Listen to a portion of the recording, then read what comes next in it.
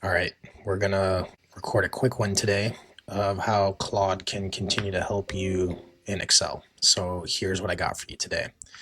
I want to connect Excel to my Airtable data here. I just put in a bunch of dummy data, just invoice line items. Well, there's not even an invoice number. That's how much I don't care about this information, but it still will tell you what you need to know. So I'm going to go in here and I'm going to say, hey, can you help me connect Airtable to pull in my data? Again, this isn't like new to Claude in Excel, but it just helps you do it exactly where you're working. So there's no like context switching, which I think is really awesome. It gave me a few different options. I'm going to take the Power Query approach.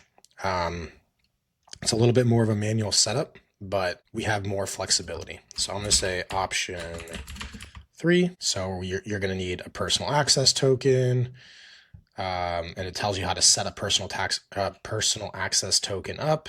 It's going to need your base ID and your table name. So I'm going to say PAT is here.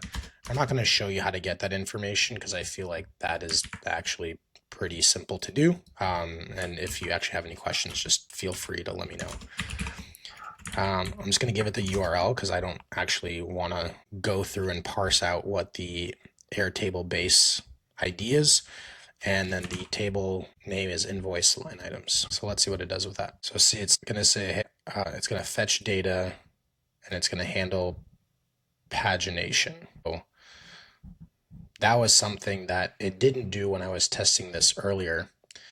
So I had to ask it, why is it only pulling in 100 rows? And it's like, well, Airtable only has the ability to give you 100 rows at a time unless you paginate. So that was fun that I got to learn about that.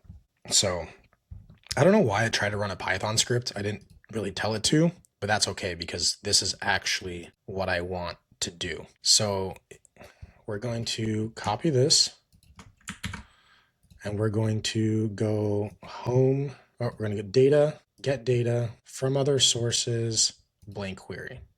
It basically wrote it in M code. And so if you go to advanced editor and then just add it in, click done, here's the information that you should see on the other side. So then you close and load, and now you have the information from Airtable, more than 100 rows in here, automatically pulled in.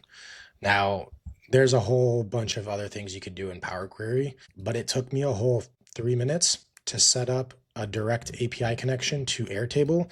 Now you can do this to QuickBooks, you can do this to HubSpot, you can do this to anything that you want. This just shows you how quick and easy it is to then go and import data in here directly through the API. So if I was to come in here, for example, let's just delete these records. If I was to then go and right click and hit refresh, gone. That's the power. And I mean, most people didn't even know that this existed. Like, this isn't new, but this is more accessible now to everybody. So anyways, that's my tip for the day. Enjoy.